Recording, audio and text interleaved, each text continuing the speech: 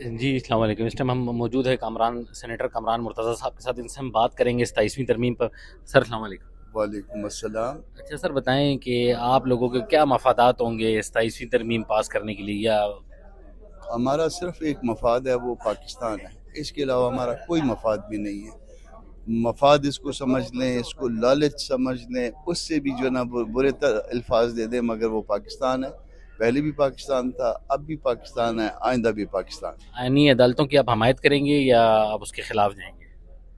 یہ پارٹی نے فیصلہ کرنا ہے. ایک دفعہ اس کی شکل سامنے آ جانے دیں.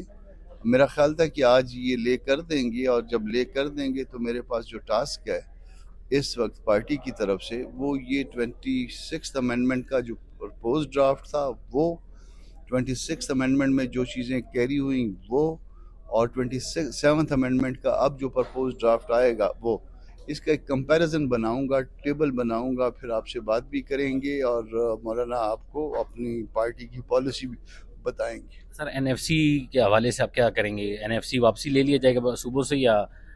دیکھیں، ہم اگر این ایف سی کو جو جس شکل میں یہ لانا چاہ رہے ہیں، کیونکہ تھوڑی سی اس پہ ڈیبیٹ ہوئی تھی ایڈوائزری کمیٹی میں، اس میں ہم اپنے گھروں کو بھی شاید واپس نہیں جا سکتے. بالکل.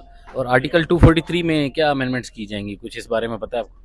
پرانی بھی پتہ ہے، آئندہ تو دیکھتے ہیں کہ کیا ہے. پرانی بھی پتہ ہے جو نکلی تھی وہ اس میں. اچھا ہاں چلیے جی. ٹھیک. Thank you sir.